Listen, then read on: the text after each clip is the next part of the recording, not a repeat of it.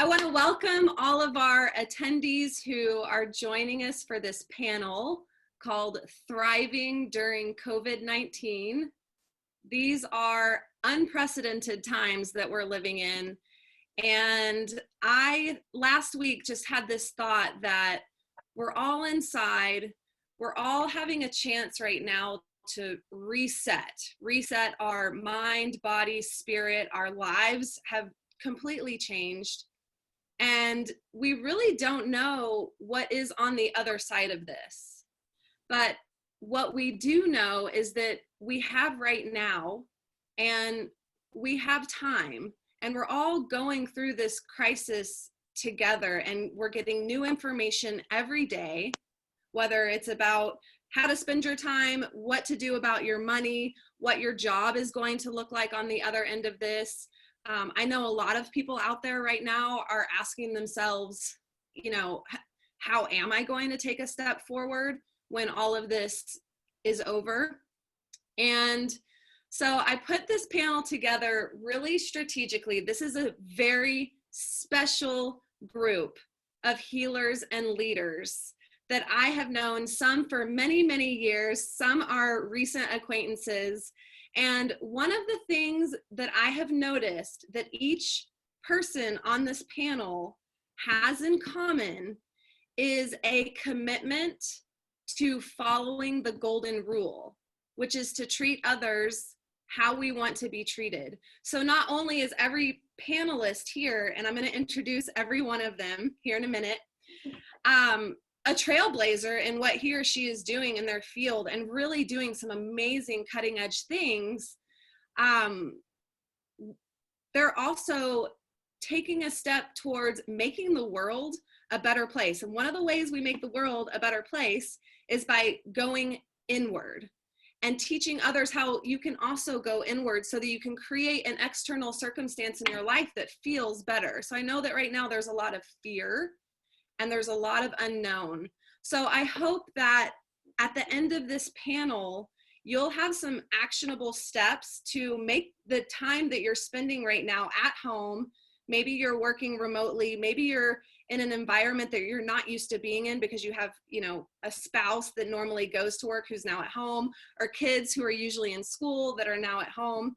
It's really causing all of us to have to go inside and really find what is our truth and how do we communicate our boundaries, both personal boundaries and emotional boundaries to the people that we love, and how do we create a way to move through this time in a way that feels good. And so that's why I named the panel Thriving During COVID-19, because I really believe that all we have is the moment right now. We don't know what happens next. So I want to introduce each person on the panel, and then how our format will work is each panelist will talk for about 10 minutes about their different topic, and I'll ask questions in between, and not everyone will answer them, so whomever feels like that's something that they really want to comment on, jump in. Make sure, panelists, that you unmute yourself. Please go ahead and keep yourself muted when you're not talking, and that'll eliminate a lot of the background noise and such. So let's go ahead and get started with who is on the call. And I'm going to start by introducing Tony Drees. Tony is a keynote speaker, and he is a transition expert. He's a warrior, a survivor, an invincible champion of life. This is so true. An Army veteran, a Purple Heart recipient, an amputee, a teacher, and a father. And Tony, he lives and speaks in Colorado, and he speaks at schools, corporate events for veterans benefits, on TV and the radio. And he is going to talk to us today about how you can overcome obstacles and have a great mindset. So Tony, I'm going to go ahead and hand it over to you. Hi, Holly. Thank you. Thank you for all the panelists. It's my honor to be here. It's an extreme pleasure, right? Like, it's an honor to be able to have a voice of influence, and especially at a time when folks are navigating things that they're absolutely unknown to them. As Holly mentioned, a laundry list of litany of things that I call myself, primarily because I've had a lot of adventure in my life. And with that adventure, that means that I've lived a lot of uncertainty. That means that I've gone through this feeling that America, that the world, that everybody is feeling right now. I've gone through it a lot of times. Maybe not as big a circumstance, as big as impact. And that's what I want to share with everyone, is that everyone will be impacted by this. And for that, I can't do anything but for those that are severely impacted, but give you my heartfelt, my sincere apologies. And to share with you that you have an opportunity now. And the thing that served me the most is the mindset of get to versus got to. I get to get up and take a look, as Holly said, at what's going on in my life. I'm fortunate. I have a whole bunch of content and stuff that I use in my motivational speeches. And I'll tell you that in transitioning unknown times, there's about 5 fundamentals. And if you understand those and apply your attitude of get to versus got to, it can really be impactful for you. You can really take this opportunity while everyone's on a forced reset. The folks that I know, the people that I know that are out there, they're building a better mousetrap right now, right? The folks that are athletes, they're doing push-ups right now. They're sharing online their challenges. Like, this is how I do it in spite of all things. And what I'll share with you in my 5 fundamentals, that if you focus on these 5 things, and they're fundamentals because the first part of that word is fun. Don't make everything arduous, because it will be exactly what you make it. Like this, recently I had the opportunity to refine my 5 fundamentals, and they're still the same. And so I'll share them with you. They're faith, family, fitness, finances, and fostering goodwill.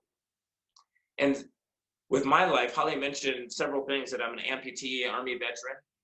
I happen to have survived, and I've had 74 surgeries. I survived the deadliest Scud missile of the Iraqi war back in 1991.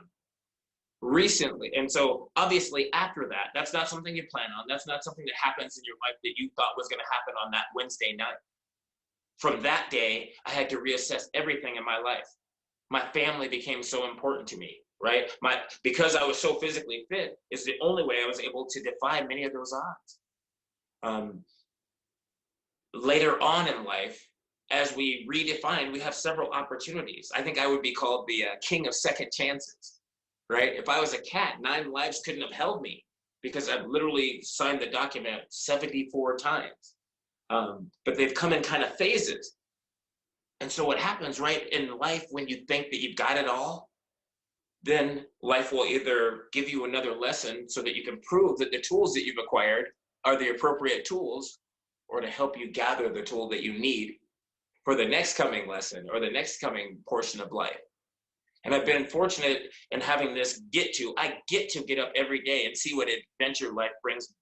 I get the opportunity to work on my relationship with my family, not just my blood family. Maybe it's my extended family, or like the panelists and like the viewers, my entire tribe. I get to share with you the adventures that I've had, and hopefully they'll help you navigate the adventures that we all have coming. We don't know how it's going to impact us. Good, that kind of makes it fair, doesn't it? A little, right? And the thing of this is, I feel as strong in my heart as I do when I went to war, when September 9/11 happened, when a lot of things in this world that I've lived in 52 years in have happened. I had the feeling that this is not the end. That's how I feel now. And so if it's not the end, then I know that the people that take advantage of it, it's their beginning. I want to leave you with the 5 fundamentals, but most importantly, I want you to look at tasks like get to versus got to. Man, if you were one of the ones that lost yourself with COVID-19 and you were sick in the hospital and you were away from your family, versus the people that are sitting at home and having their kids TikTok them and throw milk on the floor, right? That's a get to versus got to situation. It's all a matter of perspective. And perspective lies in this 6 inches between your 2 ears. So reframe it. This is an opportunity for everyone to get a do-over. Everyone gets a do-over. It's so beautiful. When you get a do-over, that means you get to decide. And on those 5 areas, I promise you, once you check in your faith, not just your faith with your creator, faith in mankind, faith in yourself. What kind of person am I going to be on the other side of that? That kind of faith. Also, your family. We talked about your blood family, but also your extended family. Do things like foster and step and those kind of monikers help bring people together? Are there labels that help distance us? And then also your tribe. You have an opportunity every day with the way you live your life to influence and even inspire a person to go on one more day. Are you taking advantage of it? Your finances, man, Holly will tell you the specifics later, right? The specifics of how many Americans were ill prepared for this or any other, and the fallout. How are we gonna get past it? We will. We've gotten past so many, the roaring 20s even, right? Like we've gotten past so much as Americans. We'll get past this too, but we can't hide it. We have to be honest about it with ourselves. And now we don't have to make excuses because everyone kind of gets a do-over. And lastly, the way we look at physical fitness, it's not just physical. Going through a major amputation at age 50, I had to change the way I looked at fitness. I've always been strong. I had to start thinking, man, I have to get my mind right. I have to be well on the inside. Other things I have to do, like I gotta be in touch with my spirituality. Things that are naturally in me that people have even made mention of, I've gotta stop fighting that and start embracing those kind of things. So when I say spirituality in terms of your fitness, that means an understanding, learning, and embracing the entire you. And once I was able to do that, I stopped being strong and I got to be powerful. Powerful is so much more beautiful. It's effortless, it's graceful, it's so much more fun. And then finally, fostering goodwill. I share with everyone that I have the privilege of sharing my knowledge with, my life with, that you're not an expert, in my opinion, until you start teaching other people what you've learned, what you went out and worked hard for and gained and gathered. If you hold that and hoard that, you're not an expert to me. If you give it willingly and freely to the people most in need of it in their time of need, welcome to the club, because that makes you an expert in my book. And with that, I want you to keep in mind the simplest of chores. I'll leave you just a quick anecdotal story so you understand what I mean by get to or got to. When they said that I had cancer in 2018, February 2018, the day came. And what the doctor said is, Tony, we have to cut your leg off or you'll die. That's what they said to me. What I heard was, if I let them cut my leg off, I get to live. And so since then, I've been jumping out of airplanes and all kinds of crazy stuff because I didn't get my leg cut off, or these things don't happen in the world that are out of our control to punish us or to hurt us. Sometimes when you feel like you're in the dirt, you're not being buried, you're being planted. So take this opportunity and blossom. I want to turn over back to Holly. Holly, thank you again for having us on the panel. Thank you to all the panelists. I've used, if not specifically from these panelists, all of the elements that we talk about today. My body is radically different because I'm into holistic healing. I don't even work out, you guys, right? Like literally, I work out doing fun stuff, and that's how I stay, right? I form over function, mind over body when you can, and spirit when you can, because it's in you naturally.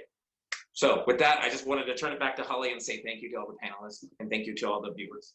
God bless. Yeah, Tony, thank you so much. That was amazing.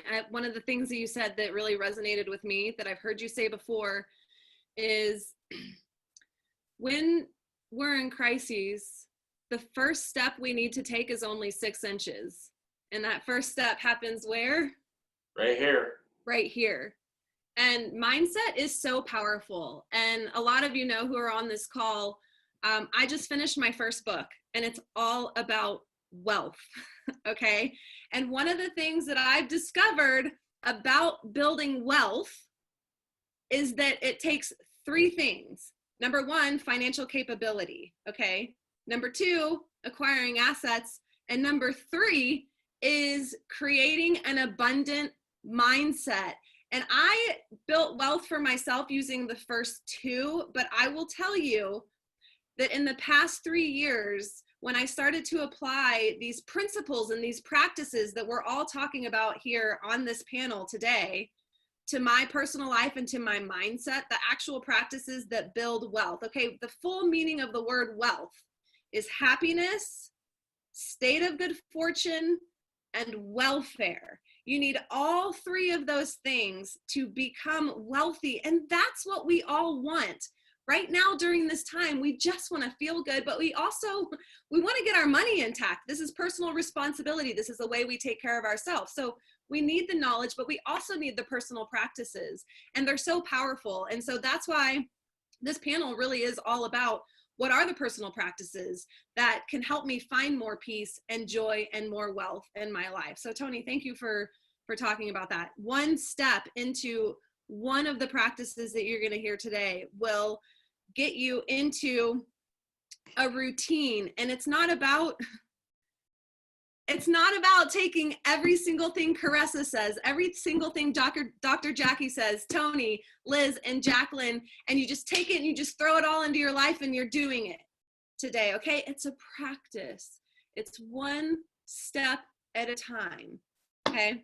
So I want to go ahead and introduce all of the panelists because I want to ask some questions, and I'd like for you to know who's answering before we get to every person doing a talk. So I want to introduce next Jaclyn Wise. Jaclyn is a financial coach, a fellow financial coach, and she is awesome. She is on fire. She offers so much value to people who are not even paying clients yet, but she has an amazing Facebook group. She has incredible freebies, and she's probably one of the best teachers I have ever met. Her organization and the way she delivers is incredible. So Jaclyn Wise, a fellow financial coach, she's going to be talking to us about how to discover your Enneagram type, which self-awareness is how we understand where we're limiting ourselves, where we've put ourselves in a box, where we've said we can or we can't do something. The truth is that money is infinite, joy is infinite, happiness is infinite, and abundance is all around us right now. Even when we have clouds in the sky, the sun is still shining. And that's what's happening right now, is that I know there's a lot of collective fear in the world, and there's been a lot of, how are people going to act during this? And we all have an opportunity right now to step into our best self, because healthy individuals build a healthy world. And we get to reset and recreate a new world, with the focus being, if we want to focus it on wealth, great. But let's incorporate the other two pieces, which is health of our physical body and health of our mind and our heart. So the next person who is on our panel is Liz Card. Liz Card is a friend of mine. She's also a semi-professional volleyball player. She's a massage therapist. And she does some really great challenges called Activate with Liz. You can find her on Instagram at Activate with Liz. And she follows her passion of anatomy in lots of different ways besides volleyball and massage therapy. She's, I would say, an incredible entrepreneur who does lots of different things and really embodies this, the practice of taking care of herself, mind, body, and soul. And so she's going to talk to us today about ways to stay healthy and ways to move your body right now while we're all quarantined and shelter in place in our homes. And then our next panelist is Miss Caressa Ayres. And Caressa is a Jin Shinjutsu energy medicine practitioner, a sound healer, a spiritual intuitive, and conscious alignment facilitator. And Caressa, I've actually had the pleasure of doing some sound journeys with Caressa, as well as some Jin Shinjutsu sessions, and they have been incredible. So Caressa is going to talk to us about how you can heal your body through Jin Shinjutsu, and you don't need someone to do it on you. You can actually do it on yourself. So how awesome is that? Is that you can get a practice on yourself without going out or paying someone. You can actually do it in the comfort of your own home. So we're going to learn that from Caressa. And then last but not least is Dr. Jackie Streich. Jackie is a naturopathic doctor and doula, and she is focused on helping clients conceive, grow, and heal in a holistic and natural way. Her personal health and healing work have helped her to form a deep understanding of the connection between mind, body, and spirit. And that's really what we're doing today. So my first question for the panel is, Tony mentioned that how we behave is a model for other people. And I've even experienced this in my own life this week. I was talking to a person in my life who is a landlord. And in the past, I've known this person to be really by the book and let's just say cutthroat. And so I was very curious to hear how this person was going to handle if her tenants said, you know, we can't pay rent or whatnot. And we know that right now there is a national moratorium on evictions, and it applies to all landlords who have a loan that's backed by a national program like Fannie Mae or Freddie Mac or FHA or HUD or Section 8, okay? So there is a moratorium on evictions, but what about if your tenant needs to pay rent late because they're waiting for money, right? Which is what a lot of people are doing right now, is just waiting for the SBA money to come in, or for unemployment to come in, or for maybe it's forbearance on some payments. And we'll talk about the money at the end. I'll be talking about the money at the end. But I was really surprised to find this person say, my tenant called and asked if they could pay only 60% of rent this month. And in my mind, I thought, oh, she's gonna absolutely say no. And she said, no, I'm gonna stand shoulder to shoulder with my tenant because we're all in this together. And this is another human being who's suffering, and so am I. And I just was like, oh, that is amazing. So I'm wondering from the panel, has anyone in your life surprised you by doing something that you thought they might not have otherwise done? Or what are some things that some people have done that have really impressed you?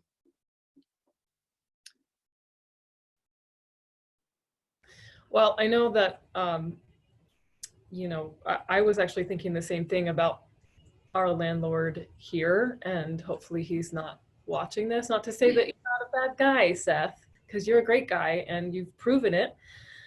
But he did the same thing. He just, you know, we asked if he would be willing to work with us, and we didn't expect him to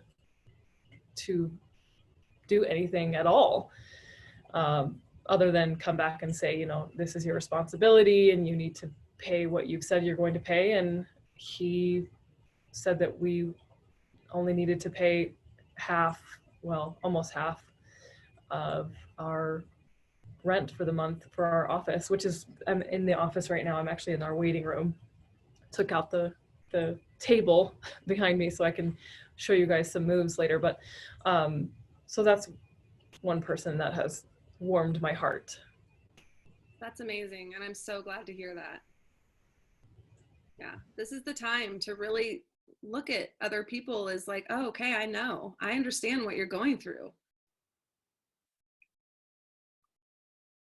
Anyone else? I've been really impressed just in like the education space of how I've seen a lot of companies step up. Our local internet provider, who normally I feel like charges too much and things like that, offered for all of the students in our immediate area who don't have access to the internet at home and now have to do online learning, to set up free internet for them for the next 60 days. And I was just so impressed by that. And I know a lot of my students are benefiting from that at this point now, and they're able to access their lessons and get in touch with us. So that's been really cool to see. And then just so many different digital resources I've seen have been offering free subscriptions right now to enable people to communicate better during this time while we're like so far separated from each other. So I've been just really impressed by everyone's generosity and that spirit to really serve people right now. That's what I've been seeing a lot of, and that's been exciting. Yes. Yes. I mean, we are the United States, and we have, in the past, we have come together. Our country was built on camaraderie and brotherhood and creativity and ideals. And I feel like right now during this time, a lot of not just individuals, but businesses and companies are really thinking about what their impact is on the world and how we want to help our fellow man.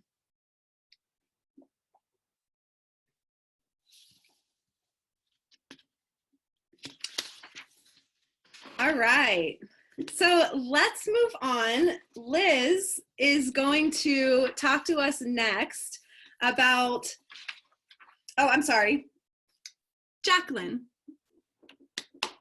Jaclyn is going to talk to us next about how to discover your Enneagram type. And I'm so excited because I think I took an Enneagram test, I don't know, last year or the year before, but I don't remember what the number was. But here's what I know is that when you take a personality test or you know what your Enneagram type is, it helps you. And Tony, I know you have some experience with this too, but self-awareness is so powerful.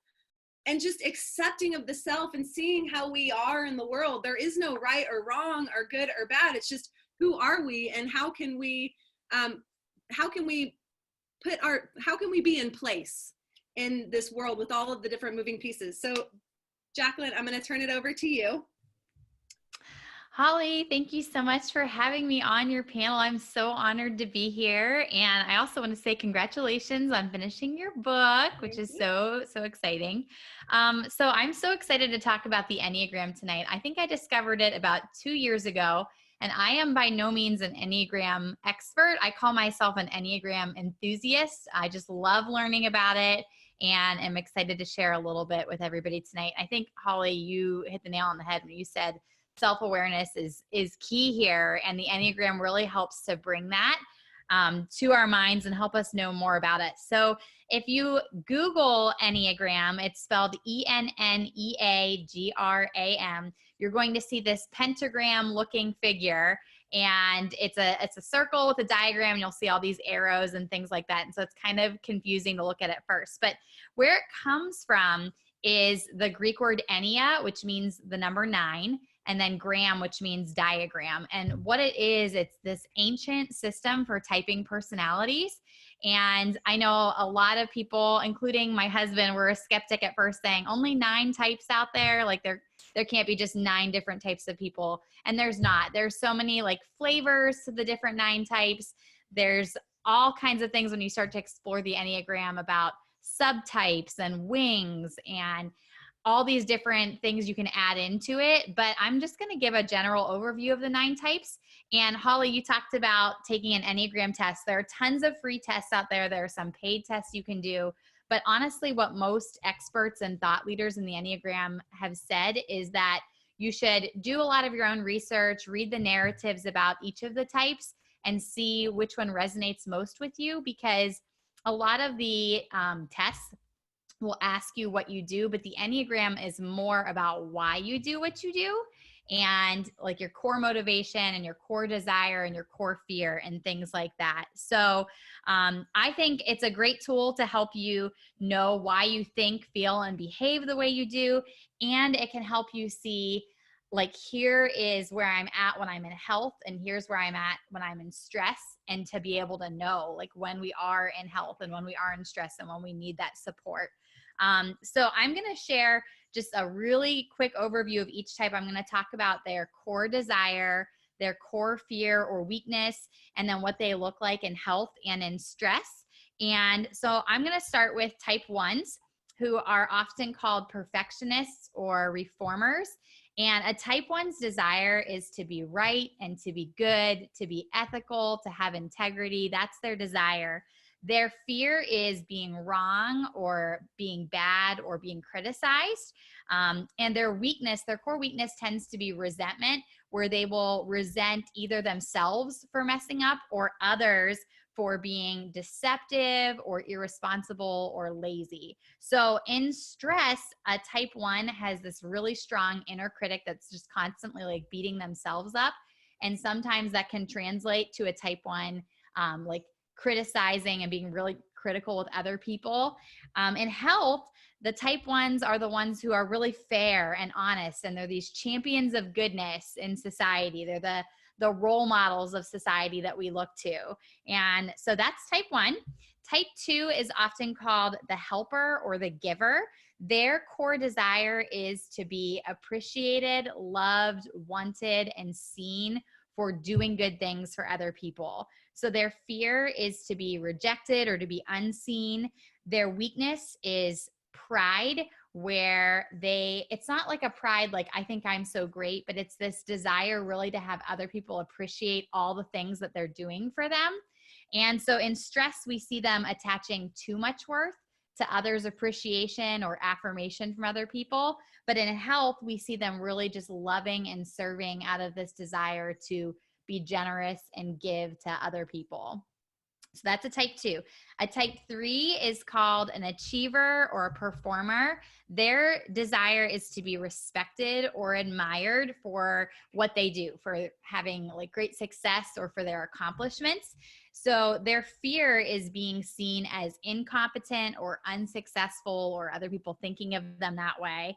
And their weakness is deceit. And what type 3s will often do is they can put on kind of like a mask, or even like kind of just take on this persona of different people and kind of be like a chameleon of sorts. Like they can walk into a room, read a room, and behave in a certain way because that's what they think people in the room will want them to be. And that's what like people in the room will admire or respect. So in stress, they tend to attach too much worth to what they do and really wrap themselves up in their achievements. In health, they are the people in our society who are using their talents and skills to solve problems and accomplish goals. They're really efficient. They're very driven and motivated. So that's type 3. Type 4 is called the individualist, or they are the romantic, or sometimes they're also called the artist. Their desire is to be seen for being unique and special, and that's like their driving force. Their fear is insignificance, or being seen as insignificant. Their weakness is envy, and they feel like they're tragically flawed when they compare themselves to other people. So in stress, they can be like consumed with sadness from feeling misunderstood or even unvaluable. But in health, these tend to be some of our most creative people. They are very inspiring. They can find the beauty in so many situations. And a lot of our artists and writers and musicians are thought to be type 4s because of that. So that's the type 4. Type 5 is called the investigator or the thinker. And their desire is to be competent and to be knowledgeable. They just love learning about all kinds of different things. And their fear, though, is feeling invaded or having their energy depleted. So what they tend to do is withdraw a lot. Their weakness is avarice. So they feel like they're lacking resources, like inner resources. And so sometimes that will lead to them hoarding outer resources or just their energy and their time. And so in stress, we see them focusing on withdrawing or hoarding their resources. But in health, these are people who are extremely observant of the world around them. And because of all of the knowledge that they've gained, they can generate like really incredible insights and be some of our greatest innovators. So that's the type 5. Type 6 is called the loyalist or the guardian. Their core desire is to be secure and supported. Their core fear is feeling fear itself, also being blamed or targeted, being alone, being abandoned. That tends to be their core fear. So their core weakness is anxiety, where they're obsessed with predicting and preparing for worst case scenarios.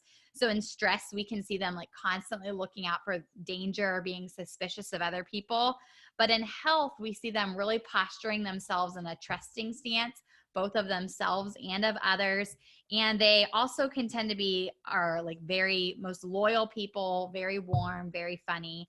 So they're like also, interestingly enough, thought to be the most common type out in the world. There's more type 6s, they say, than any other type. Type 7 is called the enthusiast or the optimist. And I always say, like, when you think of your friend who's all sunshine and rainbows, that's a type 7. So their core desire is being happy. Their fear is being deprived or trapped or limited or even feeling bored. Their weakness is thought to be gluttony, and it's not necessarily food related. It's this almost insatiable appetite for experiences and wanting to make sure they're always in on like the best thing. So they're always just trying to pursue satisfaction and contentment outside of themselves. And so in stress, we see them trying to escape anything painful. But in health, they are staying present, they're playful and fun, but they're also still able to maintain some of their principles. So that is your type 7. 2 more types. Type 8 is called the challenger or the leader. Their desire is to protect themselves and those closest to them. So they have this inner circle and they fiercely protect them.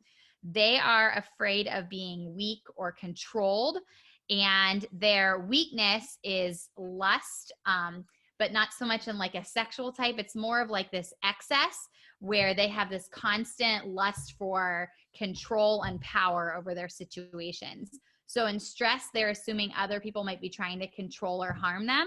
But when they're moving toward health, they are the movers and shakers in society who really can impact a lot of change for the greater good. And they're really the people who are looking out for the underdog. And a lot of times they tend to be entrepreneurs because they are problem solvers. And then the last type, type 9, is known as the peacemaker or the mediator. And their desire is being at peace and having harmony, both inner and outer harmony. They really fear being in conflict or having tension or feeling overlooked. And their weakness tends to be sloth, where they are falling asleep to their passions, their own desires, their own goals, and kind of like coasting and merging with what other people want. And so in stress, we see them having too much focus on keeping other people happy and just allowing other people to get what they want. But then in health, we see them stepping forward into that assertiveness and really going after their desires and their goals, but still being able to really maintain that harmony and peace and balance with other people in their lives. And so when you hear about the 9 types, one type might like resonate a little bit more strongly with you, and that can help you kind of start to gain some awareness of what your core desires and your core motivations are for doing things. And then as you start to dive deeper into the Enneagram, you can learn about these paths of growth for yourself and things that you can do to help yourself pursue that healthiest and best version of your type. So that's a little crash course on the Enneagram. Thanks, Jaclyn. I do have one question for you. Yeah. What's your Enneagram type? I know everyone asks me this. I'm still torn between 2 types. So I'm actually going through Enneagram coaching right now, which is really fun and exciting. And right now I'm pretty. Can I guess? Yes. A 1 or a 3? How did you know that? I'm an 8. Those are my 2. How did he know that? Oh my goodness. Those are my 2. In fact, my husband got me these signs. He's a 9 and I'm a 3. I think I'm a 3, but I have a type 1 hiding behind that sign just in case through my coaching. For Christmas, he got me like the 1 and the 3 sign just in case we decided I was the other one. So that's amazing. That was great, Jaclyn. Thank you so much. I can't wait to take an Enneagram test again because I felt like I could resonate with a lot of them. And they say that like a little bit of all 9 types are in all of us. And oftentimes people who struggle really identifying their type, they say that like the type 9 more than any of the other types really contains a lot of the other ones, which is why when you look at the Enneagram diagram, the 9 is at the top and it can see like all the other numbers is what they say. But yeah, I mean, I've been studying the Enneagram in great depth for 2 years now, and I still don't know what I am. So it's really like a journey of just continuing to think about what your desires and motivations are and things like that. So yes, a good site. There's a lot of them. I will post some links. If I post them to everyone, if I post it to panelists and to attendees, then they would get all the links, right? Yes. Yeah, I'll post them. Amazing. Great. Okay, let's move on. I want to talk about something that has been super powerful in my own life, and I can only imagine that for the panelists, it's also been powerful in your life, and not just prior to this pandemic and the shelter in place orders, but since I've been inside for literally 2 weeks all by myself, this has become even more important and powerful in terms of me having a positive mindset. And that is my routine. So I'm wondering, so I have a pretty strict morning routine. I do the same thing every morning. I wake up at the same time. I meditate. I exercise. I drink a vegan protein shake. I do my reading, and usually I get to my desk between 9 and 10. And so I give myself that gift of just taking really good care of myself before I start the day. And I try not to rush through any of it. And it's really helped me. I found that the way I start my day has a big impact on the way I finish my day. So I'm wondering if any of the panelists also have a routine. And if you do, I'd love to hear what it is. And how has that routine changed during COVID-19? If you've added anything in, or if it's just remained the same.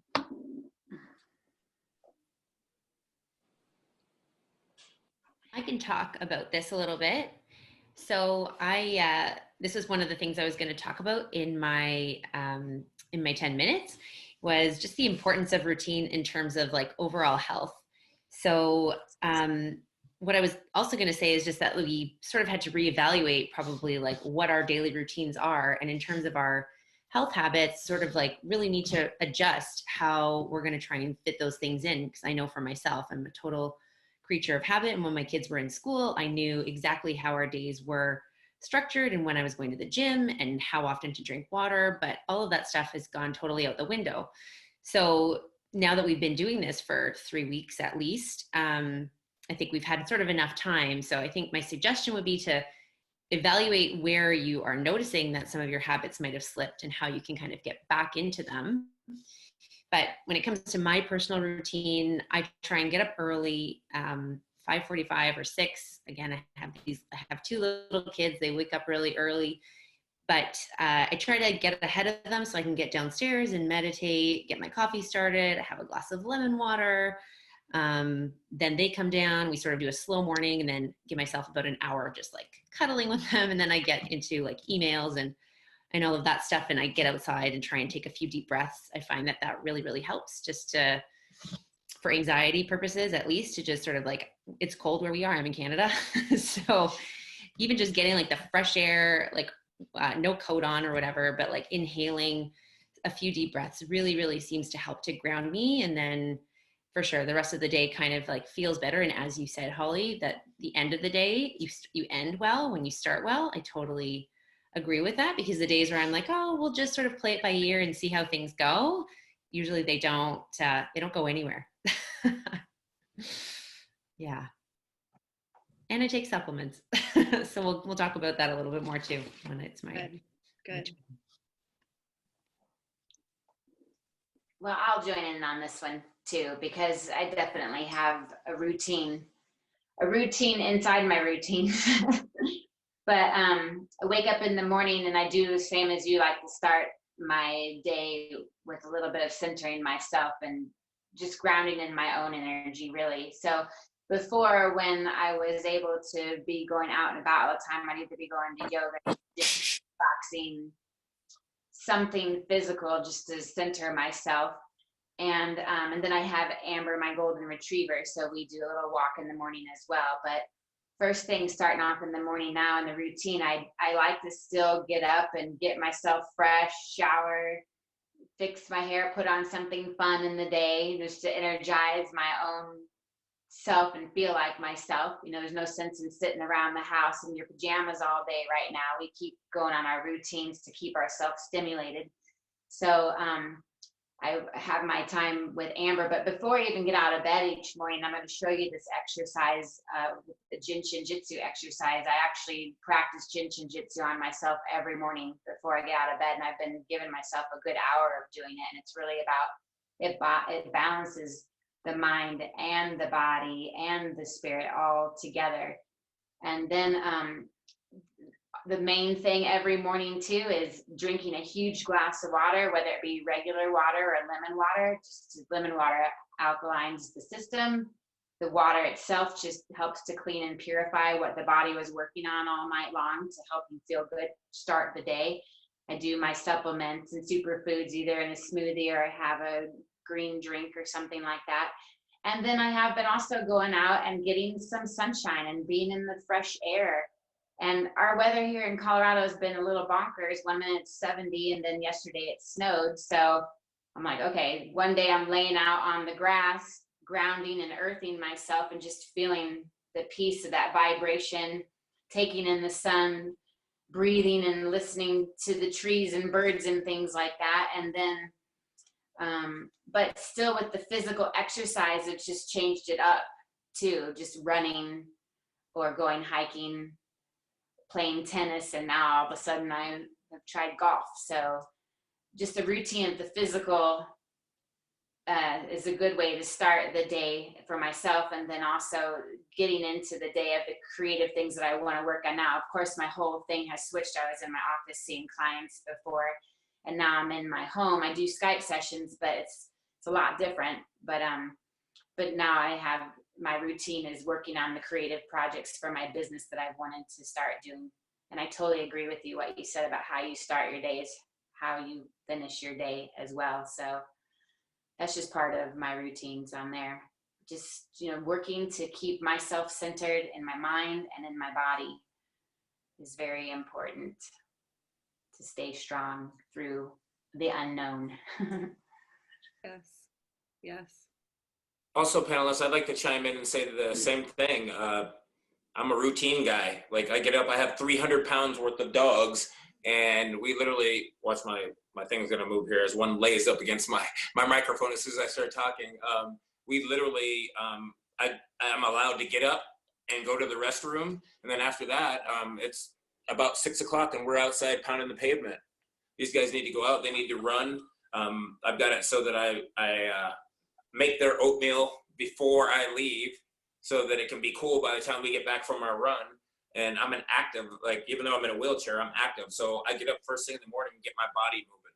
Like, it's jumping off curbs or having 400 pounds of dogs pulling on your arms right away. I get some fresh air that way. We're out ripping around in the fresh air first thing every morning. We try and go now because of COVID-19 and social distancing. We've been social distancing for a long time. Just because it's the nature. I'm very reclusive by nature anyway. But we try and go in the dark. Like, we go in the middle of the day once, but we go early in the morning, try and go out before people are out there. It's cold out that time. No one wants to be out there. My dogs prefer it when it's a little bit cool. And then we go at night, generally a hair after sundown because it gets cool again and people don't prefer to be out in the weather. And so those are the times we try and get out and, like I said, I've got 300 pounds of dogs. It's not optional for them to stay in the kind of shape. We're all in the same shape, right? And so you've got to do something. You've got to move. The other thing that I had to do was I'm making myself take a protein shake every single morning as part of my routine. I'm also drinking beet juice. It's supposed to have a lot of protein in it, a lot more than meats and other things. So I'm trying to do things and switch to plant-based a little more. Things that can be more sustainable in the future for me. I'm being open to what's going on and thinking about how I'm going to be able to stay healthy in my 60s, 70s, and 80s. Yes. Awesome. Anyone else? Has anyone's routine changed? Like for me, I don't schedule my meals. It's been a problem in my, I will just work straight through lunch or eat at my desk, and everyone knows that's not healthy, and I'll just eat dinner whenever. But I've realized, because I'm inside, and it is lonely. Like, this is a lonely time for everyone. And the days can just go by and just go on. And so one of the things that I've been doing is scheduling my meal times. So I feel like, you know, I have a complete day every single day. And then speaking of the loneliness, I want to talk about community. But before we get to building community, I want to have Liz Card talk to us about healthy ways that we can move our bodies during this time. So Liz, I'm going to go ahead and turn it over to you. Thank you, Holly. It is such an honor to be on this with you. I think you know this, but you are honestly one of my closest friends, and if not my closest friend. And so it just warms my heart that I'm here today. And you know, before I get into anything, I wanted to read this to you guys because this was something that another friend of mine, Kim, you're probably watching this, and she sent me this video of this astrologer, Steve Judd, and he talks about how this woman sent him this, it's basically a poem, and it says, "And the people stayed home and listened and read books and rested and exercised and made art."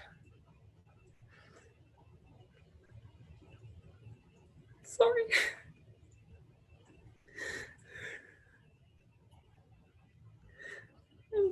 And played games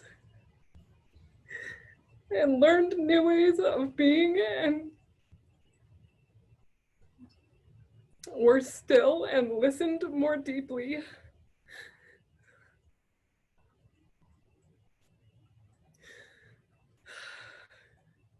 Yes, breathe. Let's all take a deep breath and just give ourselves permission right now to just be here together.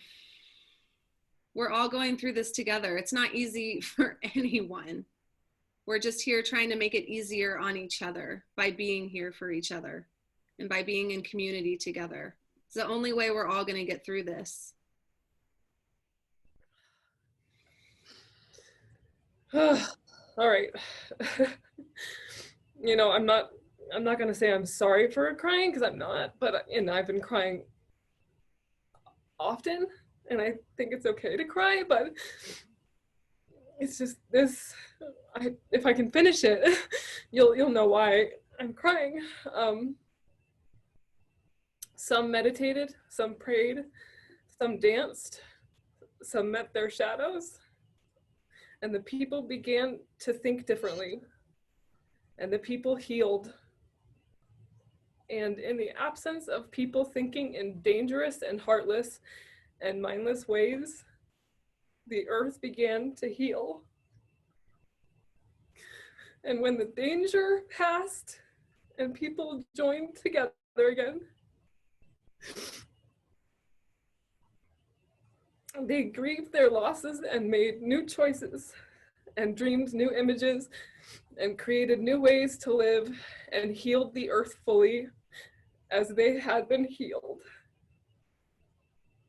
So, I don't know, it's like an all-encompassing poem to what's happening right now. And you know, it's interesting that I'm on here Facebook Live crying. I told myself, like, don't cry. But again, you know, I'm not sorry that I'm crying. I am an empath. I'm an empath myself, and I feel,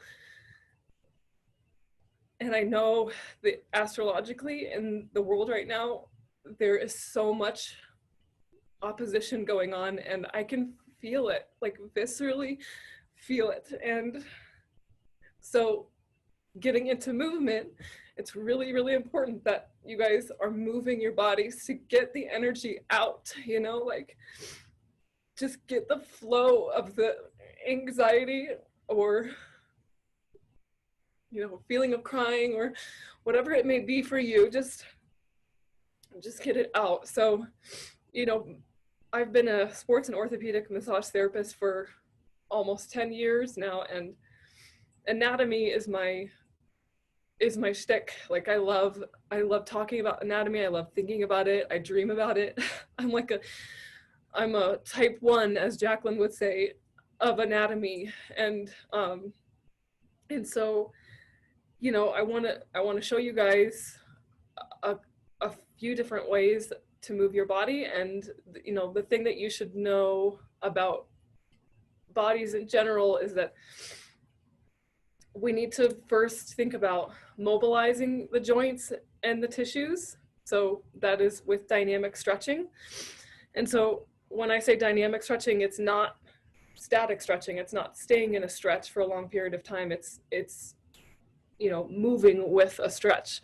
So I'm going to actually show you guys some things right now that you can do. So there's 4 parts of the body that are, in my opinion, the most important. And if anyone wants to try this, they can. Thank you. You guys are all doing it. I love it. Right now, this movement is, we're mobilizing the spine and we're mobilizing our core. So again, mobilization, we're just getting things moving. We're getting our blood flow back. And I'm getting the feeling back in my legs just doing this. Everything comes from our spine.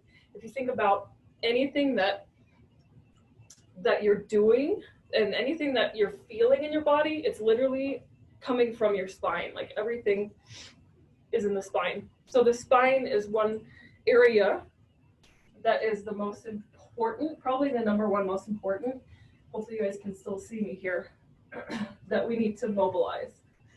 So there are many different ways to do that. This is another way to mobilize the spine and the core. So the spine, that's number 1. That's the number 1 area to be concerned about. Our hips are one area to be concerned about. So, getting things just moving your body. So it's almost like a dance, just getting things moving and getting the circulation going. And again, I'm just going to show you just a few things of mobilizing our joints and our tissues for each part of the 4 parts of the body that I feel like are the most important. So we have the spine, the core, we have the glutes. Other ways to do this is just moving our bodies and just finding, I didn't really put like a specific way to move your body down today for you guys, because I wanted it to be more natural, and I wanted to show you just a couple of different ways to do this. But just so you get the idea of, this is dynamic stretching. If we were to static stretch, it would be sitting in a stretch like this, or sitting in a stretch like that, like holding the stretch, right? So static stretching is, you only ever want to do that when you are done with your workout. If you do that before your workout, if you static stretch before your workout, you are destabilizing the muscular structure. And what you're doing is you're not giving your body the proper way to warm up, basically. So mobilizations first. So we got the spine, the glutes. We have the neck, right? So the neck with dynamic stretching, you guys can probably all do this. Just go back and forth, a nice side to side, and then a little bit of holding back behind your head here, just going forward. Just a little bit of movement there. Good. And then we did this before, but this is a great one for the shoulders. You can do anything really with the shoulders, even if it's like this. But shoulders and upper back, that's another huge part of how to get your, a huge part of just, waking up the main parts of our body to get energy moving, and even just me doing this, like, I don't feel nervous anymore. I don't feel like well, here I go crying again, but this is just my life right now.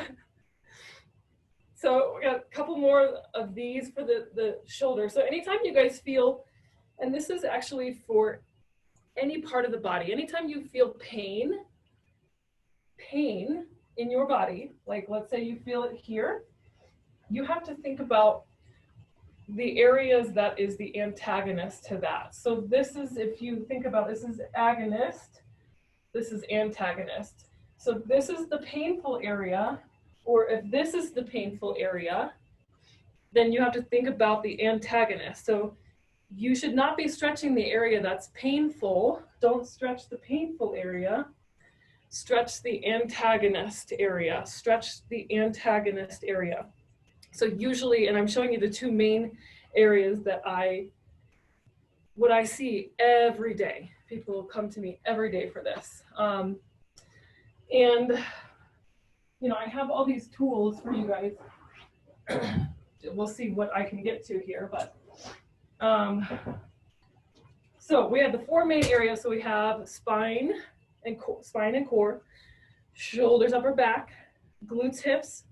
So when I say glutes, I mean hips. Hips means glutes, same thing, or butt, you know, and then our shoulders. So the next thing that I want to show you is just kind of activating the area. So that's just getting the muscular structure to engage, just to kind of get your body saying, hey, this is what we're doing. We're starting out.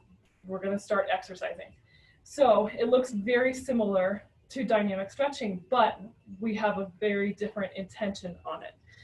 So I'll start with just the core. So I teach this a lot in my challenges. Transverse abdominis. Transverse abdominis is the corset muscle that wraps around, that's literally like a corset in our body. So if you think about it, don't make it complicated more than it needs to be. This is just, if you take a deep breath in and you're pushing out your lungs and your belly, you're actually pushing out your transverse abdominis. And I want you to see how much you can stick it out, right? Try to look pregnant. So you're actually sticking out your transverse abdominis. Then when you exhale, bring your belly button in towards your spine, and you should also feel it back here, because again, it's a corset muscle, so you should feel it in a 360, right? So then if you imagine that you're just not only sucking in, but it's like you're putting on a pair of pants that are too small for you. That's the transverse abdominis. You're feeling that engagement right there. That's it. Just that. And then pelvic floor is another aspect of our deeper core, right? So that is the area of the body that for men and women, when we stop urination midstream, that's an area that's very, very important to get in touch with. When you take a deep breath in, and then you should engage the pelvic floor. It's kind of like an upside down dome. So when you engage it, it goes like this, and you relax, it goes like that. Or sorry, like this, and like that. So that's the core. So that's a pretty simple technique to kind of get that area nice and activated. Next one, shoulders. And I'm not going to use weights for that. But shoulders, pretty easy one. The most basic one is you keep your elbows by the side, and then you just you're starting here, sort of a 45-degree angle, and then you're just pushing back to that end range. And what you're focusing on is you want to feel the squeezing of the scapulas back here. You can also do that when you have your arms up in this way too. And you can just, find that engagement in the back there. Just make it really, really simple. We're just talking to our body. This is the way that you should be talking to your body before you do any hard exercise, any sort of tournament or competition, or going out and running even. You definitely want to be engaging certain parts of your body. So if you're going to go out for a run, you want to be engaging your glutes. So like the dynamic mobilization techniques, this is going to look very similar, right? So we're not just, we're not like moving through the whole range of motion. We're just kind of getting, so I've got my foot flexed and I have my knee bent. And what I'm focusing on here is my hamstrings and my glutes, my glute on my right side specifically. So what I'm trying to do again is just get that activated. So there's just just a very simple movement to get that activation. I can go up and down. I can go just to the side, right? I can do this with a band. You know, like the next step up would be the strengthening piece, which is usually with a heavier band. Resistance bands are the best thing you could do for your body before you work out, because that resistance really helps the muscles to wake up even more. We're really talking to them even more and asking them to perform, you know? So that, yeah, this is one of my favorites. I mean, I show this one all the time. This is like fire hydrant, and then just like your basic hamstring curl almost. So, and then the neck. So 2 aspects of the neck. I know for me, being a sports and orthopedic massage therapist, I'm always bending over. So this is for everyone. Like we're in a society where we're anteriorly focused. Like we're always, I'm particularly bending over, but just sitting down, you guys probably are noticing like you're kind of going like this, right? So everything in the front is being compressed. And that's why everything in the front needs to be stretched out. We need to correct that to correct our posture. So with the neck, it's really important to think about when you're thinking about activation, and this is with the whole body structure, neck, upper back, shoulders, core, glutes, things in the back, the posterior chain, the posterior kinetic chain needs to be engaging, needs to be activating. Do not stretch things in the back. Don't stretch, I mean, I shouldn't say that. Most likely what's going on with your pain in the back, almost always, you need to be stretching and like static stretching only after you exercise the things in the front, which is like quads, psoas, rectus abdominis, transverse abdominis, pecs, pec major and minor, and then a little bit of neck stretching too. So you can do that sort of thing, going back to dynamic stretching for the neck. But the most important thing I want to show you, and this is another very simple thing that you can do for your neck. You guys can see me? Maybe not. Let me show this. So just getting on your belly. And I like to put my hands on the area that I'm trying to find activation in so that I can actually feel the muscle moving. So you just start with laying down, put your hands right on the area that you'll feel the muscles popping up into your fingers. And it's just as simple lifting up and coming back down. Lift up and kind of look forward and come back down. So what that does is it helps to stabilize, stabilize our neck so that your neck can hold you up. We all have big heads. So yeah, anyway, I don't know if I went over the 10 minutes or not, but I do want to show you this really cool thing that I've had for almost a year now. It's called a hypervolt. If you guys have never seen one of these, it's amazing. This thing is like all self-massage tools in one. I don't know if you guys have ever seen this, but it's just a little vibrating machine. So anywho.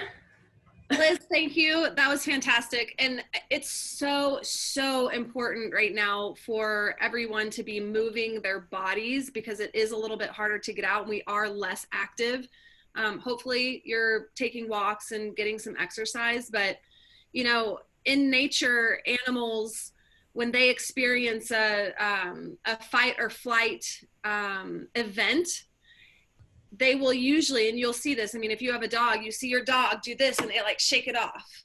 But human beings, we really aren't taught how to move through our emotions. And because there is a lot of fear right now that's in our bodies. And the only way to get these feelings, because feelings do manifest physically, so the way to move these feelings and this stress out of our body is to do the physical movements. And even if you have a moment of where your mind is spinning and you know that you went to that place where your heart just started racing, I don't know about you, but I've been experiencing that. Go ahead and just give yourself a little shake and just shake it off. shake it off, just like animals do. And also in doing that and doing these practices that you can do at home, the movement practices, and taking time to shake it off, you're acknowledging to yourself that you just experienced an event that needs to be dealt with. And that's really powerful. This is why self-awareness, this is why we do all of these practices, is to really have compassion for ourselves and take care of ourselves, mind, body, and soul, because the three of those work synergistically together. So thank you, Liz, for sharing that. That was really helpful. I can't wait to do those movements myself. Of course. So next we have, actually, I want to ask a question, because I did a workout today on the Nike Fit app.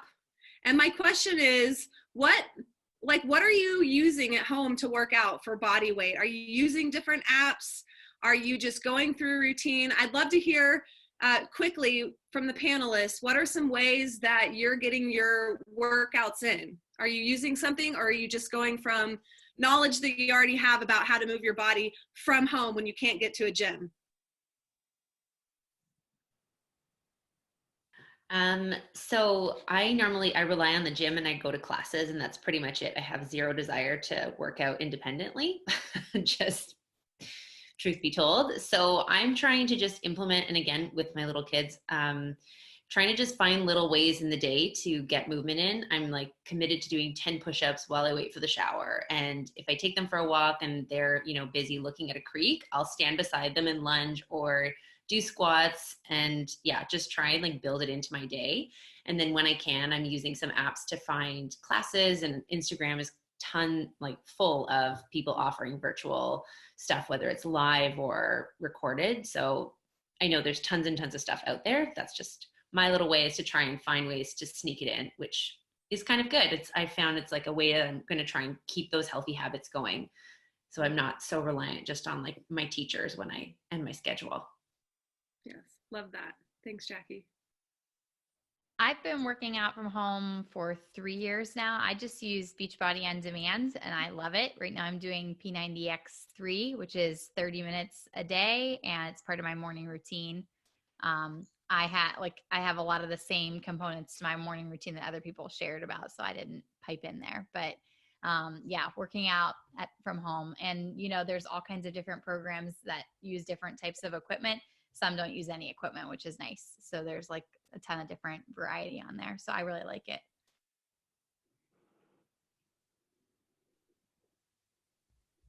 All right, let's move on to Caressa. Caressa is going to talk with us about Jin Shinjutsu healing and how we can do this on ourselves during this time. Thank you, Holly, and thanks for having me here today. I'm happy to be here with everyone. I've really enjoyed listening to everyone's input so far, and I'm especially happy to be following you, Liz, because of what you've expressed through the emotion and your body movements as well. I definitely agree that body movement has been one of my top go-tos my entire life, probably, when just my normal day-to-day for feeling extra good, but even when processing emotions, whether you're going through depression or anxiety or anger or whatever emotions coming up for you, it's imperative that we move the body. Otherwise, the emotion gets stuck in the body. So we have the physical means of moving the body. And then Jin Shinjutsu is another way of moving the energy that's in your body as well. So Jin Shinjutsu is an ancient Japanese healing art that's like acupuncture without the needles. And you actually, there's 26 of these special areas in the body where if you know where they are, you can actually help to move the energy through your body, move your emotion, move your pain, revitalize your organs, regenerate your cells, whatever maybe. Jin Shinjutsu is the art of knowing thyself. It's knowing thyself on the mental, emotional level, on the physical, and all of these tie in together as who you are on your spiritual journey. So it is having a balance between all those and those things being in harmony with each other. And when we are in harmony is when we have health, and our health relates to the health of society. So in this time that we're in right now, this is you think about how big this is. It's our entire planet of our human population, of everything that exists. We're all going through this moment together. And so of course, all of these feelings that we haven't been experiencing, or maybe we have, but we've just shoved them in there, and we're so distracted by not really experiencing those feelings because we're so busy in our day-to-day distractions of going to buy this, going to work there, taking care of kids in the school, whatever it is. Now we're all here and we have to be still. And in this stillness is when we're like, oh, shoot, now what is this that I'm feeling? So it's the time of introspection. You know, we're all like, we're put into this moment, whether we like it or not. Now, some of us live on our own and other of us have families. And so even, you know, finding that peace in yourself when you're alone, when you're feeling a little anxiety, and that is one thing. And then also finding that inner peace in yourself when you are in the midst of a family, or being a mother and father and taking care of children. Or I've heard some people have like 8 people in their homes right now, you know, and so you can just imagine the different perspectives that many people are going through right now. So, you know, this healing art is wonderful because it's a very simple healing art, but it's also profound levels of healing on these mental, emotional levels. So the core foundation really is about that breath, and your breathing. Your breath is your life force energy. You come into this world with your first breath, and when you leave this world, that's your last breath. So while we're here living, where is the vitality in our breath? You know, most people under stress, it's very common, even though consciously I know the breath's so important, I find myself holding my breath. And when we're holding our breath, we're holding it in our chest most of the time, even in our stomach. And that breath really needs to be inhaled in through our nose all the way up to our brain, so that we can stimulate the nutrients up in there, and to really get the vitality of our breath moving. It's how to move all of the aspects of our body. So, you know, our main center energy basically comes through the center of our body. In Jinshin Jitsu, we call this the main central vertical. Other people call it the chakra system, whatever you want to call it. So in acupuncture, how you use needles to work along the lines of the meridians, which help to work with organ function in the body, and different organ function relates to particular emotions, all that good stuff. We are able to use our hands on specific areas in the body, along with our breath and with our awareness, just with your intention really, to listen to the body. And what we're going to do today, what I'm going to show you is, if you're not feeling these pulses in your body, it's totally fine. It's still working.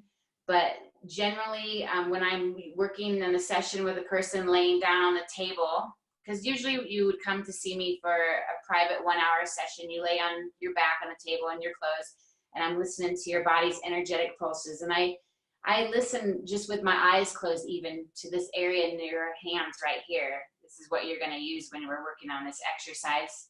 You're going to listen to your body with that area in your hand. So you might feel little pulses. They feel like heartbeats, but it's not your heartbeats, your energetic pulses in your body. So when I'm working with a client, I have my hands in 2 areas only, of course, because I only have 2 hands, but I listen to the body along these particular pathways. There's pathways for your heart function, for your liver function, your gallbladder, lung, large intestine, small intestines. There's 12 main organ flows in the body that are running through the body. So some of these exercises help you in your exhale, and your exhale is all about the releasing and the letting go of all the stagnant energy, the experiences, the trauma, all the things that you're holding on to.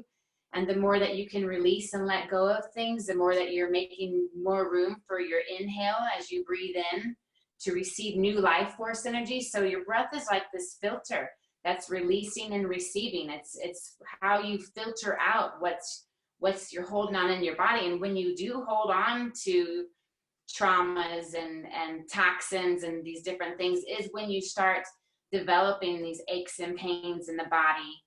And not even just the aches and pains physically that you feel, but like your mental attitude shifts. You know, if you have blockage in your stomach spleen area, this can lead to worry. and your fingers, I'm just going to show you this quick thing real fast. Your fingers, and the most simple aspect of quickies of helping to stimulate these, opening up these pathways in your body, just by holding on different fingers, and you're not squeezing or rubbing anything, you're just literally holding. So if everyone wants to just hold maybe your ring finger right now, because the ring finger is your lung and your large intestines. This is all about your breathing. So, you know, this, through all of anything that we're going on, what's going on right now or what we're experiencing, if any time that you don't feel well with whatever it is, the first and foremost thing to do is just to stop and breathe through your nose. It's so important to breathe through your nose, up through the brain, and I even exhale through my nose, because when I'm exhaling through the nose, you can see how it's going inner within your body. So it's almost like if your exhale is pushing down everything like how a coffee press does, just moving it all through. So anytime just breathing is so important. It's the key, really. So your different fingers relate to different emotions in the body. So if you take turns holding on to your different fingers, for instance, your thumb is your stomach, spleen energy.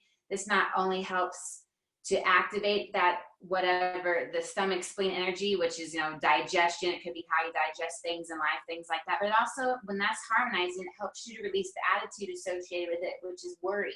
So if you're feeling worried right now, hold on to your thumb. If you're feeling fear, this is associated with your kidney, your index fingers, your kidney bladder. So if you're holding on to this, you're helping to stimulate and balance out the functions that those are associated with, you know, your adrenals and things like that. But it's also helping to release fear. And at the core of everything really is fear, you know, and what everyone right now in this situation, we don't know what's going on with the world. We don't know what's going to happen next, you know, but it's really about being present in the now moment, because worrying about it and having fear about the future is not going to benefit us in any way right now overall. So the index finger is releasing fear. The middle finger is your liver gallbladder, helps to release anger. Your ring finger is your lung and large intestines. As I said, this helps to release sadness and grief. And then your pinky finger is your heart and your small intestine. This helps to release the pretense, the trying tos, and instead of just being in the moment. And then your umbilicus and your diaphragm is total equilibrium and balance and harmony in here. So even if you don't remember what your fingers are, you can just take turns holding your different fingers. And whether you hold a finger for 5 minutes or an hour, it's good. You know, just breathe with it. You just take a few breaths per finger. This is helping to move these systems in the body to help release these emotions that you might be holding on to. And not only are you releasing these types of emotions, which can also be somewhat of like a distraction in the body. So when you release the things that are distracting, it also gives the body the ability to have the time for healing as well. But so just holding the fingers is a quickie Jin Shin Jitsu exercise that's really powerful. It seems so simple, but I'm telling you, in my 10 years of practicing, I practice on myself every day. And, you know, there's something for everything that's going on in your body, you know, whether you're feeling like you're going to pass out, or the baby is teething, or if someone's going through menopause, or if someone's had trauma from something of their younger years, there's something within the body when you know thyself that you can help to access and balance and harmonize these systems. So when you start working on one system, it automatically starts working on the other systems as well. So I just want to, you know, I wanted to come back to though, but talking about this time and when we are experiencing these different emotions, that crying, you know, in addition to movement, crying is one of the best ways for releasing. And so if you're finding yourself feeling emotional, cry it out. Go sit in your room, go sit in the bathroom, go wherever, and just let yourself cry. This is a huge release. If you're feeling tired and fatigued, sleep helps you just to integrate and bring yourself back to center. Sometimes drinking a huge glass of water is super beneficial, because then you're just simply, it might just be toxins built up in the body, and just start there. Drink water, breathe, being out in the sunshine, is so important. You know, we feed off that sunshine just like our plants do. It stimulates our cells all through your body. And I like to visualize being in the sun and that golden light just pouring through us and igniting all of our cells. And I visualize literally my cells activating and being enhanced. And, you know, some things too, that in this time that, you know, since we're kind of stuck in certain places of what we're allowed to do and not do, I went on a hike. I found some rocks or sticks that I really loved and or little flowers, and I bring them home. And as you can see, I've got a collection of all little things here. I've got rocks and flowers and little plants around. So if you can bring nature inside your home, that's real grounding and balancing as well. You know, just kind of creating an ambiance in your place. So what I wanted to share too is, you know, as we're going in and being reflective of these thoughts and feelings that we might not have experienced before, you know, these are the things that we need to address. This is what helps us to know ourselves. It's what helps us to heal. It's what helps us to find our center and to be strong within our own hearts and our minds, connecting that mind to that heart-centered space so that we can be strong for others. And, you know, something that's super uplifting and enlivening as well is simply being kind to one another and being kind to our neighbors and our family, because when we're kind and loving to one another, this automatically makes you feel good inside. So you think about what might you be able to do for your neighbors if you have elderly neighbors, that if you're capable of going to the store, see if they need something. You know, this is really important too. So I want to just share something because, you know, as we have our physical practices, whether we're exercising, doing yoga, or whatever kind of physical activities that we do work to strengthen our body, we have mental, emotional practices, which is very, very important because, you know, if you don't learn how to control and be friends with your mind will control you. And sometimes that can take you off the deep end, you know, and especially in these times where there might be fear or anxiety, you know, and the unknown. This is where we have to come back in the center, no matter how hard it is, and really breathe and just like commit to be like holding your space. Because what we heal for ourselves, we heal for others. And so what we're working on and practicing for ourselves is very important. So what you practice is what you become. So you have spiritual practices too, whatever those may be for you. So in Jin Shin Jitsu, I just wanted to share this one last exercise that's super important in the sense where this will help you balance the mental, physical, and emotional levels. Do a little bit of everything at once, and it's really easy. And I like to do this first thing when I wake up in the morning, but you can do it in the middle of the day if you feel like you need a center. It's good if you can do it right now where you practice it in the morning and practice it before you go to bed. I just happened to fall asleep when I was doing it at night before going to bed, so more so in the morning. But this is called the main central vertical, and if we can all do this together, and mostly important too, just whenever we're holding any of these positions, just be in your breath and be in your body. So this starts with your right hand on top of your head, and with your right hand's going to stay on your head for this entire thing until we get to the last step. So if you're confused when you go to do this on your own and you're thinking which hand is the right hand is the right hand. Okay, so that makes it easier. So your right hand is on top of your head, and then you put your left hand above on top of your forehead in between your brow area there. And this area helps to really bridge your everyday awareness and enhance your consciousness, basically. This works with the pineal gland in the brain, and it helps to revitalize circulation. This also helps your memory. And when practicing something like this, it can help also to, you know, not be subject to dementia or Alzheimer's. It really stimulates this area to prevent things like that. I'm not saying that these Jin Shin Jitsu is a cure-all for everything, but definitely is complementary with whatever practices that you're doing, and it's super powerful. And so if you just hold for a moment when you're doing this exercise, you can just close your eyes for a moment and just really breathe and feel into this space. And maybe you might start to feel little beats in the top of your head in that hand area where I showed you earlier, like on your fingers area. If people who are listening to the call, just use your fingers instead of the palm of your hand. You don't have to use that part. So you're using all your fingers. So the right hand, and I know I'm talking, so it's harder to really listen to your pulses. And I will say this exercise, you probably would want to generally lay down and do this exercise, because as we're holding our hands up here right now, you start feeling your elbows tired. So lay down, make yourself comfortable, put pillows under your elbows, and so that you can really hold this space for some time. So I'm gonna go through this kind of quickly though, just so we can, because I only have a short period of time here, but you can hold this space here, take a few deep breaths, and just know that you're working on that and activating and opening up. Or you can spend 10 minutes here, or even spend 30 minutes here, however long you want. This is like, it's like charging your phone in the wall. This is your body battery, and you're using your hands, which we call jumper cables in Jinshin Jitsu, to charge your body.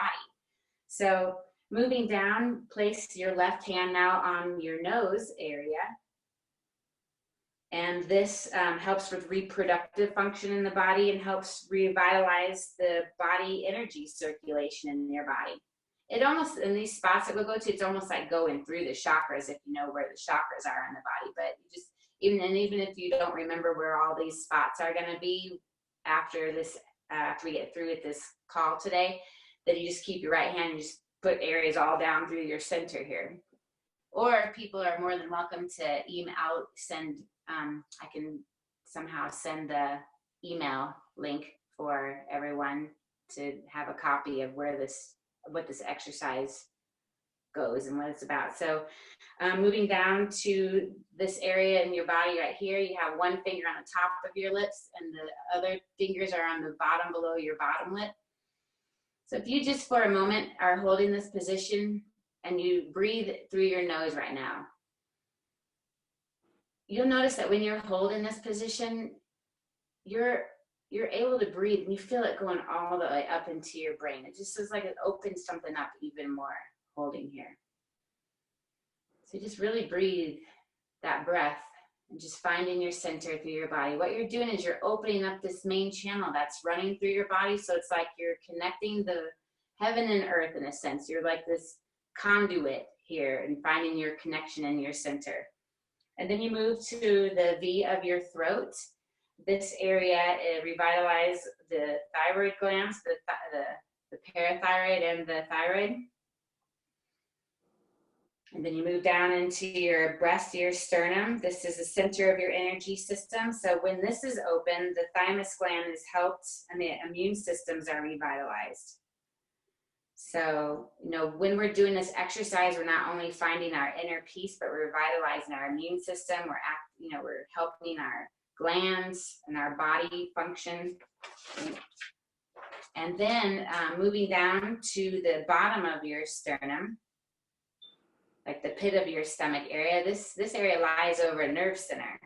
So this area is regarded as the body's vital center, the seat of will.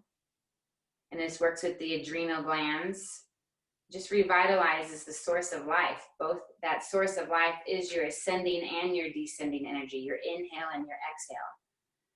And then you're going down below, just like right around your belly button area. This works with your solar plexus and all your intestinal function area. And then you'll be moving down to your pubic bone and holding it down your pubic bone. This is known as the basic life force. Works with all the organs of the lower body, the spleen, the ovaries, strengthens the spine. So here now we went through your whole center of your body here. Now you leave your left hand on your pubic bone, you take that right hand and you put it on your coccyx. This is the last step here. And this is really, your root grounding area here. This works with your sexual organs. It also works with circulation, especially in the legs and in the feet area. So this is a simple exercise really to open up so much within your body, especially now with boosting your immune system and just balancing your emotions. That's why it's so important. And I'm just going to add on the end here, just always make sure to drink a lot of water when doing these exercises too, or just in your day-to-day, because the water is predominantly what we're made up of, like, you know, our brains, every part of our body. So it's like having a fish tank. If your fish tank needs to be clean, your fish in there might be like swimming around all floppy and just really not into it. But when I, like my own fish tank, whenever I clean that fish tank, he was so happy with that fresh water, he'd be spinning around in circles. It's kind of like how we are inside too. So keep water through your system and stay fresh, making you feel even more alive in that sense too. So I know I probably ran over there. I have so much to tell you, but if anyone's interested in getting that exercise or even getting a chart to see where these areas in the body are, I'm happy to email that or post it somewhere. Yes, Caressa, thank you. That was fantastic. And what I will do is I'll send any links out that anyone wants me to share with all of the attendees after this. So. Okay, and the people are welcome to ask questions too. If they have specific concerns, I'm happy to help on that way too. I do Skype calls right now while we're in this. I can't wait to do that. Thank you. Well, we're going to move on to our next speaker. We have two left, Dr. Jackie and myself. And just in the interest of time, I scheduled this call for a couple of hours, so I want to make sure that I respect that for everyone. So Dr. Jackie, we're going to go right into you and hear from you on natural ways to take care of oneself right now with diet and self-care.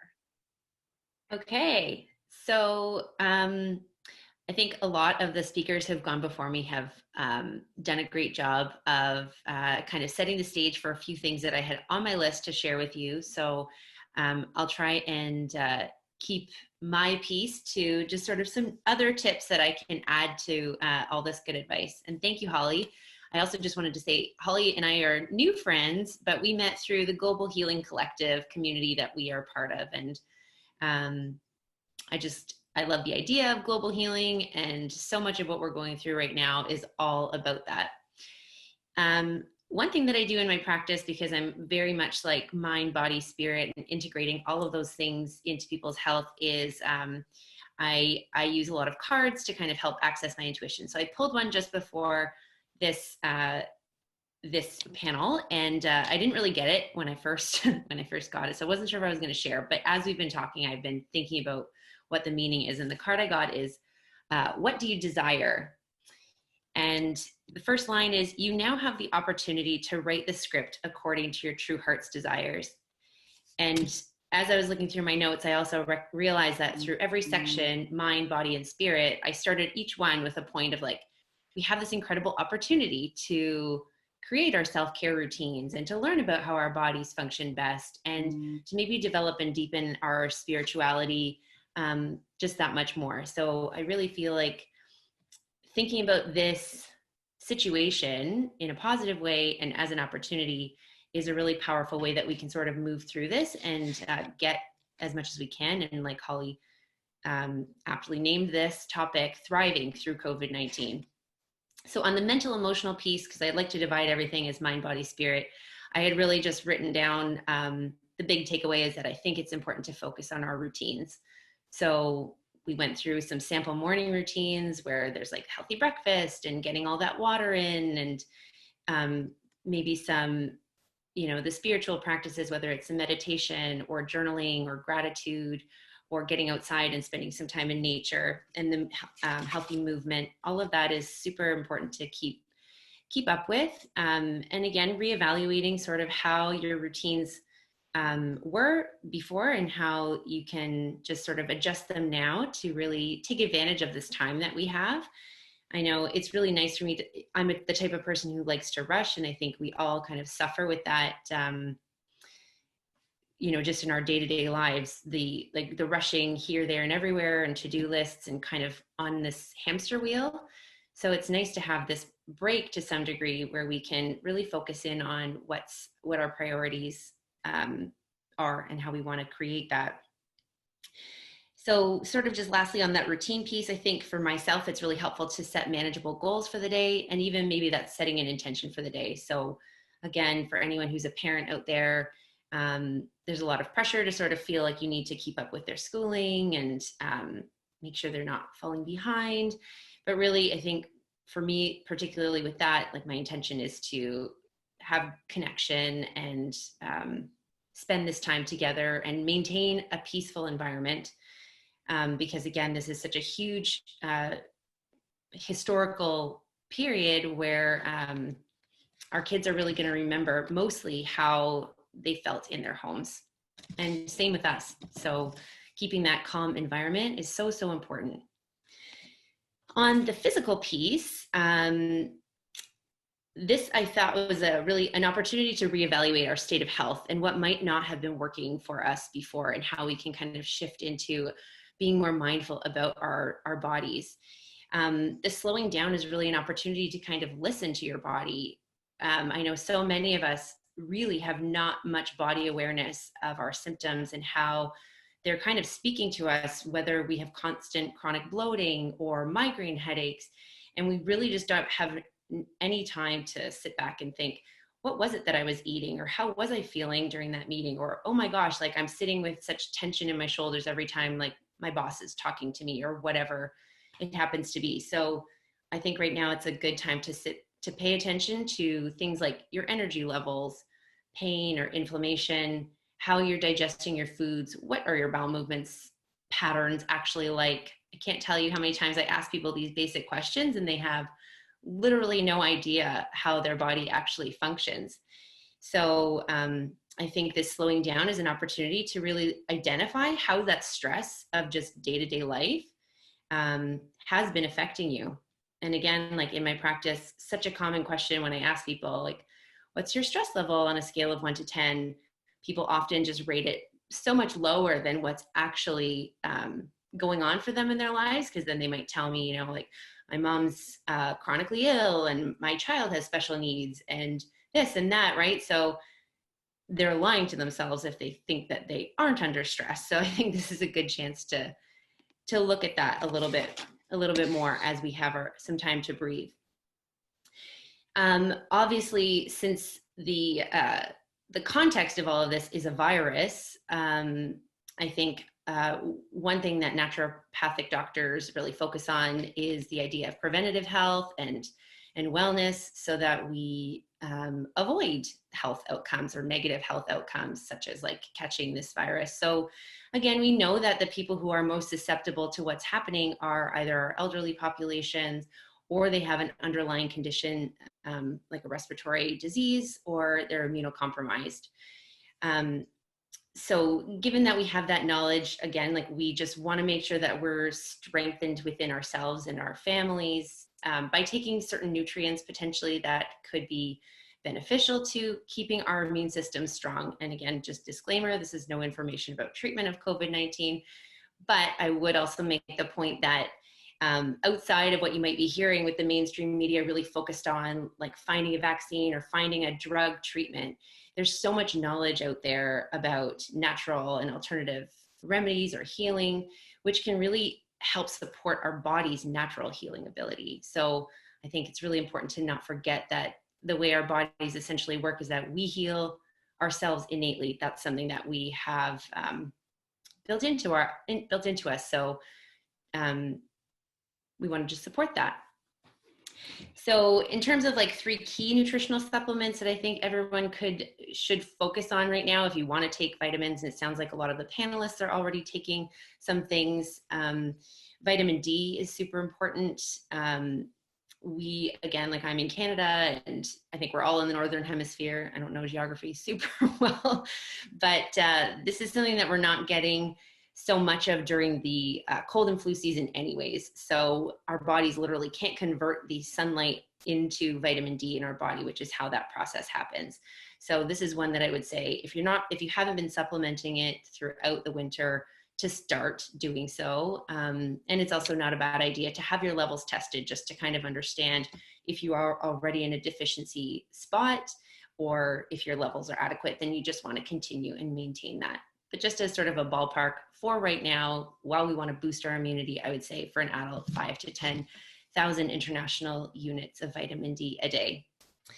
But check with your doctor.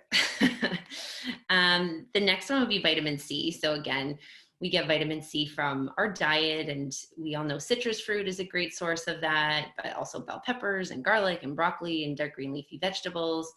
So you really can't go wrong from a diet perspective to eat a more plant-based diet at this point. Someone else had mentioned alkalinizing the body. So plants really help us to do that. And an alkaline body helps with decreasing inflammation and sort of decreasing the ability for pathogens to really take hold, or disease to take over. So vitamin C, if you want to take a supplemental dose, I'm recommending in my practice liposomal vitamin C if you can get your hands on it. I know tons of companies, supplement companies I'm ordering from are back ordered. So any vitamin C you can get would be good. I would say 1,000 milligrams a day for prevention. And then in many cases of other viral conditions and even cancer and other chronic disease, high dose vitamin C is a very helpful treatment for really supporting the immune system. So you can definitely boost that up if you are exposed to somebody who's been infected or are coming down with any kind of symptoms yourself. And when I say increase the dose, I would say with vitamin C, it's called to bowel tolerance. So when you're taking more and more of it, if you end up with looser stool, you'd want to just go a little bit below that and sort of maintain that level of saturation. And then the last mineral will be zinc. Zinc is another one that's commonly deficient. We do get it from meat and poultry products primarily, but I know a lot of us do tend to eat a lot of plant-based diets if you're thinking more of a health conscious sort of perspective, or those of us over 60, zinc is commonly inadequate, and that's another good one that you can just be taking sort of daily right now as a lozenge or a capsule. The next, so again, I don't want to take way too much of your time, but the other, oh, sorry, zinc, how much zinc? I will get back to you on that one. So herbal remedies are amazing. There's lots that are known for actually having antiviral activity. And so while we don't have the studies at this time to say anything is particularly effective with COVID-19, we do know that some are effective for killing the flu virus and other coronaviruses. And a good one for the whole family would be elderberry syrup. That one is super effective with viral infections. Many of you might be familiar with oil of oregano, which is sort of a great all-around antimicrobial. And then for some more deeper immune stimulating herbs, there's the medicinal mushrooms like shiitake and reishi, and lots of good ones sort of there, and herbs like astragalus. So these ones sort of have more of the effect of boosting the immune system and supporting you to minimize the susceptibility. So again, it's not necessarily treatment for COVID-19, but they're there to kind of increase your resilience. And also some of them have this other side benefit of being supportive to the adrenal glands. So Caressa mentioned the adrenals. Right now we're facing a lot of stress and challenges just in our new sort of situation that we find ourselves in. So supporting the adrenals, which are the glands that produce our stress hormones, is great. Whether you're feeling like more tired throughout the day or a little more irritable, or even just really fatigued and unable to kind of get through the day with a solid energy level, those things sort of all point towards adrenals being more tired. Lastly, just a couple little points on diet to go a little bit beyond fruits and vegetables. I would say practice mindful eating is important right now. We're stuck in our homes, and a lot of us do rely on sort of emotional eating or eating out of boredom. So I would say just take that minute to reflect on, check in with yourself if you are actually hungry, or if you feel that maybe there is an emotion coming up and you tend to self-soothe with food. The reason I say that is not that you shouldn't be treating yourself, because again, this is an exceptional situation, but we want to make sure that we are fueling ourselves with good quality calories and giving ourselves that nutrition. And sometimes those emotional comfort foods aren't always the most healthy go-tos. So try and just keep that in moderation. Jackie, we need to get moving on because we only have 4 minutes left technically. But I want to thank you. Those were such good, helpful tools. And I want to get my hands on some elderberry and oil of oregano. You do. Yeah, you do. I can help you.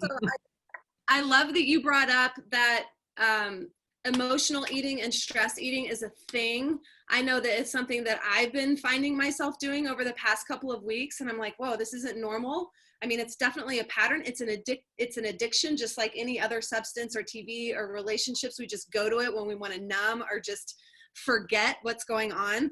And I have this meme that someone sent me that really made me laugh because it was so true. Hopefully you guys can all see that. It's a chubby baby that says me after I eat all of my quarantine snacks in one night.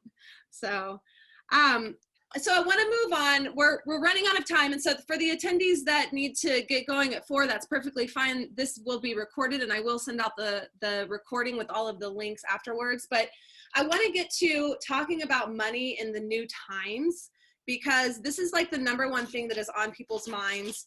And for those of you who don't know me, I'm Holly Morphew. I'm the founder and CEO of Financial Impact, and we help people build wealth using a simple system and 8 personal practices that create an abundant mindset. So what I'm going to focus on right now is just what's happening, and I want to send a link out to everyone, which is just a resource list that I put together, which tells you how you can take advantage of all of the different forbearance programs that are going on right now, financial hardship programs that are going on right now. Almost every single loan that you have can be put into some kind of forbearance or financial hardship program right now. Now, that does not mean that no interest will accrue. Okay, so in some cases, interest will not accrue, and in some cases it will. So you want to make sure that for any of the payments that you need to pause for the next few months, that you actually talk to your servicer, your loan servicer, whomever it is that provides that loan to you, and find out what their specific terms are. But what I want you to know more than anything is that if you're struggling with money right now, you are so not alone. Okay, it's you and the rest of the world, and it's not just people who have jobs and who are self-employed or independent contractors. It's businesses and companies and landlords, and really the whole world is trying to figure out how are we going to move through this, and it is going to look different on the other side. And so the first thing I would say is create a spending plan for yourself right now. So if you're one of those people who the last thing you want to do is look at your money, that's normal. Okay, a lot of people don't want to look at their money, but wealth is built in good times with mindful spending, and wealth is kept during crises with mindful spending.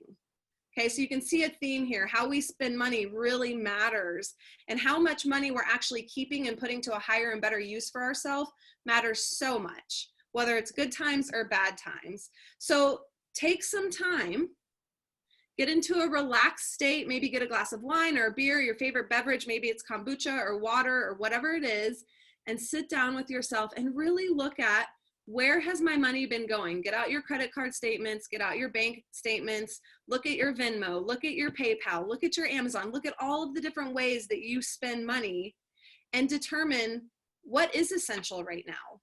Because cash is king more than anything right now, because we have so much more control over our spending than we do our income right now. So as much money as you can keep in your life right now, the better. Only pay the minimums on your debt, okay? Normally, and Jaclyn can probably agree with me on this, a financial coach is gonna say, pay off your debt as fast as you can. But right now, it's okay. Use OPM, other people's money, okay? So it's fine right now to just pay the minimums on your debt and hoard all of your cash, because we don't know what's gonna happen on the other end. Now, that being said, if you are in the position right now to go ahead and pay, for example, your rent, your mortgage, your credit cards, your car payment, your student loans, but you're not sure what your income is going to look like in 3 months, 4 months, 5 months, 6 months, really think about that right now. This is the time. This is why we say going inward and doing these personal practices is so powerful, because it is important to look out about 6 months and see where your income will be. And if it's unknown, then that means you need even more cash in the bank right now. So my recommendation is to get on that resource list that I just sent you, and any payment that you can put into forbearance without accruing any interest, do it. Just go ahead and take advantage of these programs that have been made available. Just go ahead and do it, okay? Now, if it's going to accrue interest, okay, for example, student loans, only direct student loans are going to not accrue interest and not have to be paid right now. Okay, so you want to make sure that you understand what kind of student loan you have before you just don't make your payment. But if your student loan is still going to accrue interest, or if your mortgage, for example, is still going to accrue interest, which is pretty likely, then it might be in your best interest to continue making payments so that that portion of the interest, what happens is it's called capitalized, and it gets added to the principal amount of your loan. So you just want to make sure that you're taking care of your right now, but you're also taking care of your future. And there has never been a better time, if you're unsure about your money, to talk to a financial coach. So talk to me, talk to Jaclyn. If you have a financial advisor, talk to your financial advisor, because there is a lot of information out there right now. And as I was talking with Liz earlier, we're getting new information every single day about these programs. And what I'm finding is it's getting better and better. You know, for example, most, unemployment programs now have been expanded to include unemployed independent contractors and people who are self-employed, which before it didn't. But every state's unemployment insurance coverage varies. Most unemployment lasts for 26 weeks. The federal government has now given us another 13 weeks on top of that, but some states only have unemployment insurance that lasts for 13 weeks. Okay, so you want to make sure that you know what you're getting when you apply for these programs so that you can plan ahead. I mean, when it comes to money, planning really is the most important thing you can do. And it is a way that we take personal responsibility for our life.